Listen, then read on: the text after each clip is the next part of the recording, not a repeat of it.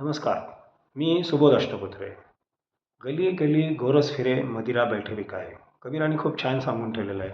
आणि आपण विमा व्यवसाय करत असताना हे पण खूप महत्त्वाचं आहे, किती चांगला व्यवसाय आपला आहे. मित्रांनो, वेगवेगळ्या माध्यमातून विमा व्यवसाय कसा चांगला आहे हे आपण ऐकत असतो. पण आपण कथेच्या माध्यमातून व्यवसायाशी संबंधित असलेल्या कथा ज्या आहेत, त्यातून आपण पाहणार आहोत की आपला व्यवसाय कसा आहे.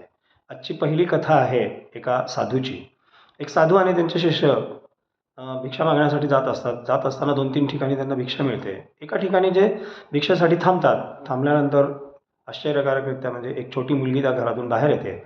घर काय ते एक झोपडीच असते. त्या झोपडीतून एक मुलगी बाहेर येते आणि ती म्हणते, "साधू बाबा, आज आमच्या घरी काही नाही आहे. माझे आई-बाबा जेव्हा काही कमवून आणतील, त्यानंतरच मी तुम्हाला काहीतरी देऊ शकेल." त्यावेळेस साधू त्या मुलीला म्हणतात, "बेटा, एक काम कर. तुझ्या घराच्या समोर जी माती पडली आहे, त्यातली थोडीशी माती माझ्या झोळीमध्ये टाक." असं म्हटल्यानंतर ती मुलगी तिला काही लक्षात येत नाही. ती तसंच करते आणि त्यांच्या झोळीमध्ये माती टाकते.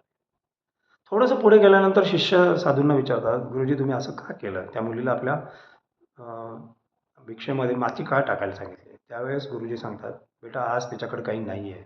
म्हणून आज आपण तिला तिच्या जवळ जे आहे ते देण्याची सवय लागली." थोडक्यात काय, आज तिच्याकडे काही नाही म्हणून तिने आज आपल्याला माती दिली. ती घरासमोर अवेलेबल होती. पण उद्या जर तिच्याकडे पैसे आले, तर ती काय करेल? त्यातले थोडेफार पैसे आपल्याला देईल.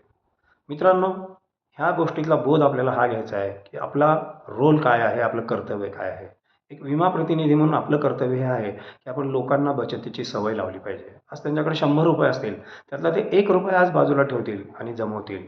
आयुष्यभराची एक पुंजी त्यांच्यासाठी तयार होणार आहे. ही सवय आपल्याला लावायची आहे आणि ह्या कथेतून आपण हाच बोध घ्यायचा आहे. ही कथा आवडली तर लाईक करा, या चॅनलला सबस्क्राईब करा आणि आपल्या मित्रांना फॉरवर्ड करा, शेअर करा. धन्यवाद. Thank you.